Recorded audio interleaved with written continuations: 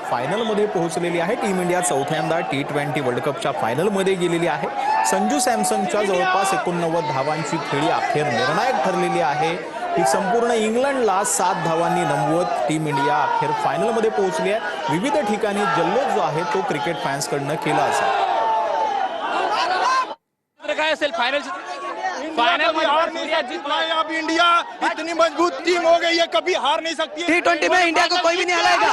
T20 में India को कोई नहीं हराएगा। नक्कीच या ठिकाणी जर पाहायला गेलं तर मोठा जल्लोष हा क्रिकेट प्रेमीच्या वतीने सुरू आहे। Cameraman Prem sir, Ranjit Ingle, TV9 Marathi, Mumbai.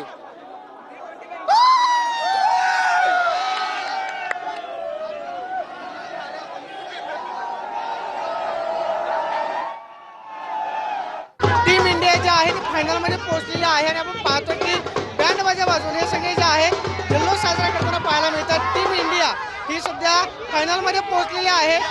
काय आवडलं तुला? कुणाची बॅटिंग आवडली? अहो इंडिया जिंकली, कसली कमी सेमी फायनल झाले। India India India India India India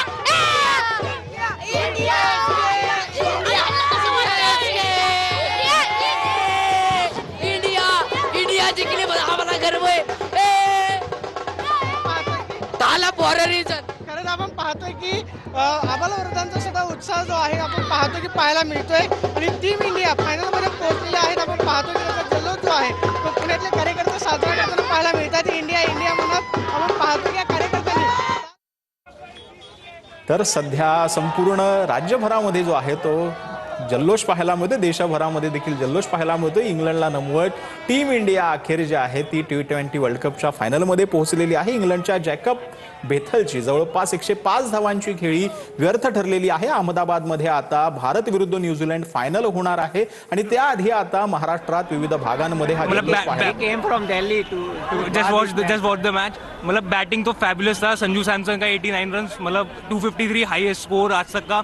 उस वक्त बॉलिंग में भी एक बारी को बहुत ज़्यादा मतलब डर भी लग रहा था कि ये तो एकदम टीट बाई थिंग मैच जा रहा है। बट बुमराह का ओवर जो लास्ट में आया था उसने और हार्दिक का over, that was game changing. तो let's hope for India that we win this world cup again. Thank you.